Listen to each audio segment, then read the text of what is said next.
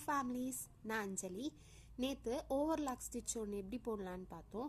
நான் நெக்ஸ்ட்டு இன்னொரு டைப் இருக்குது, அதை நான் நெக்ஸ்ட் வீடியோவில் சொல்கிறேன்னு சொல்லியிருந்தேன். அந்த வீடியோ தான் இது.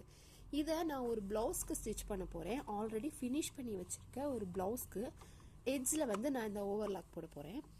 இப்போ நான் சொல்லித்தரேன் இந்த ஸ்டிச் நீங்கள் அதிகமாக ப்ளவுஸ்க்கு யூஸ் பண்ணிக்கலாம், குர்த்திஸ்க்கு அதுக்கெலாம் யூஸ் பண்ணிக்கலாம். இது ரொம்பவே ஃபினிஷிங் லுக்காக இருக்கும். ஸோ அது எப்படி பண்ணலான்னு வாங்க பார்க்கலாம்.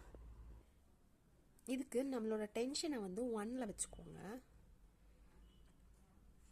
தென் நம்மளோட இந்த ஸ்டிச் செலக்ட் பண்ணுவோம்ல, இதில் நம்ம இப்போ என்ன ஸ்டிச் போட போகிறோம்னா ஜி போட போகிறோம். ஸோ இதில் நம்ம ஜி செலக்ட் பண்ணிக்கலாம். நேற்று நம்ம போட்ட ஸ்டிச் சியில் போட்டிருந்தோம். இன்றைக்கி நம்ம ஜியில் உள்ள ஸ்டிச் ட்ரை பண்ணிக்கலாம். ஓகேவா? தென் நம்மளோட லென்த் நம்ம எவ்வளோ வச்சுக்கலாம்னா, இந்த டபுள்எஸ் ப்ளஸில் வச்சுக்கலாம். ஓகேவா? மைனஸ் வைக்கல, ப்ளஸில் வச்சுருக்கேன். ஓகே, ஸ்டிச் எப்படி வருதுன்னு அவுட்லுக் பார்க்கலாமா? நேற்று நான் சொன்ன மாதிரி நம்ம ப்ளவுஸ் வைக்கும்போது ஹாஃப் உள்ள ஹாஃப் வெளியேங்கிற மாதிரி வைக்கணும்.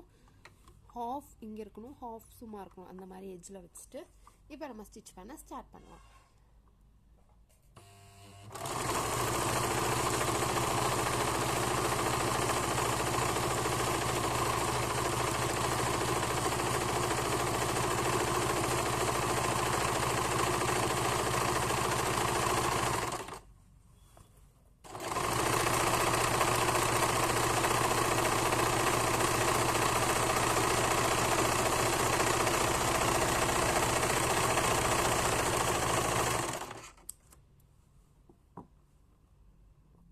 இங்கே பாருங்கள், இதோட ஃபினிஷிங் எவ்வளோ அழகாக வந்திருக்குங்கிறது.